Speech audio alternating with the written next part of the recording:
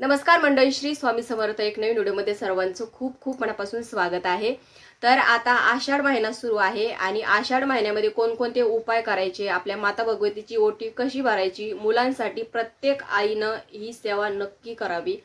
तर ती काय आहे त्याची पूर्ण डिटेल माहिती बघूया, त्याच्यामुळे व्हिडिओ शेवटपर्यंत नक्की बघा. तर अर्थात आषाढ महिना आता भरपूर दिवस झाले, आषाढ महिना लागलेला संपत पण आलाय. पण ज्यांना काहीच करणं शक्य झालं नाहीये त्यांनी आवर्जून आता तरी करून घ्या. कारण काय होतं ना की प्रत्येक आईनं आपल्या मुलांसाठी जर हे उपाय केले तर नक्कीच मुलांचं आरोग्य चांगलं राहतं, मुलांची प्रगती होत असते. आणि आपल्या देवीची ओटी कशी भरायची, आता बऱ्याचशा जणांना काय होतं ना की देवीची ओटी कशी भरावी. प्रत्येक वेळेस आपण देवीचा मान सन्मान वगैरे करत असतो, मुख्य स्थळी जाऊन, देवीच्या मूळ ठिकाणी जाऊन. जर मूळ ठिकाणी जाणं शक्य नसेल तर तुम्ही ग्रामस्थानी पण जाऊन तुम्ही देवीची ओटी भरू शकता. तर काय करायचं आहे आपल्याला, आषाढ महिन्यामध्ये आखाड तळला जातो.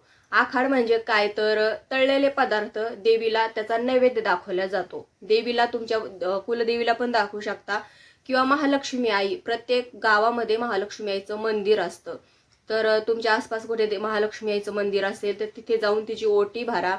तिला तळलेल्या पदार्थांचा तिला नैवेद्य दाखवा. तळलेले पदार्थ म्हणजे आपण जे काही तळेव पदार्थ करतो त्याचा नैवेद्य तिला करायचा असतो आणि तो तिला दाखवायचा असतो. त्याच्यानंतर तिची ओटी भरायची असते, खणा नारळानं तिची ओटी भरायची.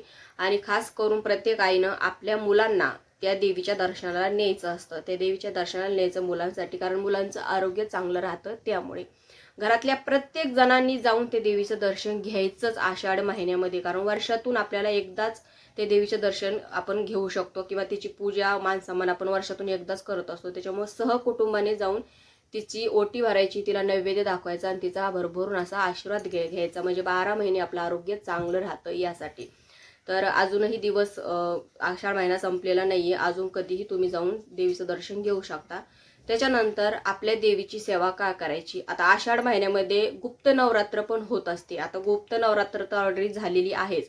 तर त्या नवरात्रामध्ये तुमच्याकडून देवीची काही सेवा नसेल झाली तर आषाढ महिन्यामध्ये तुम्ही आत्ता सध्या एक का होईना आपल्या दुर्गा सप्तशीचा पाठ वाचा. त्याच्यानंतर आपल्या कुलदेवीची सेवा करा. देवीच्या मूळ ठिकाणी जाऊन तिचं दर्शन घ्या, तिचा आशीर्वाद घ्या, देवीचा मान सन्मान करा. तिथे जाणं शक्य नसेल तर आपल्या देवघरामध्ये देवीचा टाका असतो, तिथं पण देवीची ओटी भरली तरी चालते. म्हणजे आपल्या घरच्या घरी देवीची ओटी भरायची आणि ती ओटी तशीच ठेवून द्यायची. जेव्हा तुम्ही मूळ ठिकाणी जाताल तेव्हा तिथे ती ओटी तुम्ही घेऊन जायचं. म्हणजे थोडंसं त्याच्यात काहीतरी वाहट टाकायची आणि नंतर तिथे जाऊन तिची देवीची ओटी भरायची. म्हणजे आषाढ महिन्यामध्ये तुमच्याकडून काहीतरी देवीची सेवा होते यासाठी. बऱ्याच जणांना जाणं शक्य नसतं, त्याच्यामुळे आपण घरच्या घरी पण हे करू शकतो. म्हणजे कसं आपल्याला पण असं वाटतं की आपण आषाढ महिन्यामध्ये आपल्या देवीसाठी काहीतरी केलं म्हणून, त्याच्यासाठी. तर हे तुम्ही करू शकता. तर आपण आपल्या देवीची वेळेवर तिचा मान सन्मान, तिची आठवण जर काढली तर तिचा भरभरून आशीर्वाद आपल्याला मिळत असतो. कारण आपली कुलदेवी आपला कुळ सांभाळत असते, आपल्या कुळाचा उद्धार ती करत असते. आणि आपल्या कुळाचा उद्धार करत असते म्हणजे आपल्याला लेकरांसारखं ती जपत असते. आणि लेकरांना कसं की आईची गरज असते, तसं आपल्याला आपल्या देवीची गरज असते. आपल्याला जशी आपली आईची आठवण येते तसं तिला सुद्धा आपल्या लेकरांची आठवण येत असते. आणि आपण जर वेळेवर तिची आठवण नाही काढली, तिच्याकडे आपण गेलो नाही ना, तर मग ती आपल्यावर नाराज होत असते. त्याच्यामुळं वर्षातून एकदा दोनदा का होईना तुम्ही नक्कीच तुमच्या देवीच्या दर्शनाला जात जा. तर आता आषाढ महिना आहे, याच्यापेक्षा चांगली संधी तुम्हाला कोणतीच नाहीये. त्याच्यामुळं देवीच्या टाकावर रोज अभिषेक करायचा, कुंकुमार्चनची सेवा करायची. त्याच्यानंतर नवार्ण मंत्राचा जितका होईल तितका जास्त जप करायचा. कारण नवार्ण मंत्र असा हा एक मंत्र आहे ना, तुमची कोणतीही कुलदेवी असो, म्हणजे आपल्या मुख्य 4 पीठ आहे, 4 पीठापैकी तुमची कोणतीही देवी असून तुम्हाला देवी माहितीच नाहीये तुमची कुलदेवी कोणती आहे, आणि ह्या मंत्राचा जप जर तुम्ही केला तर तिच्या चरणापर्यंत तुमची सेवा ती रुजू होते, तिच्यापर्यंत तुमची सेवा पोहोचत असते. त्याच्यामुळे हा जो मंत्र आहे ना, हा सगळ्यात देवीचा प्रभावी मंत्र आहे. त्याच्यामुळे ह्या मंत्राचा जितका होईल तितका जप करा. आणि तुमच्या घरामध्ये पैशाची तंगी होत असेल, पैसा घरात टिकत नसेल, तर तुम्ही एक उपाय ह्या आषाढ महिन्यामध्ये नक्कीच करू शकता.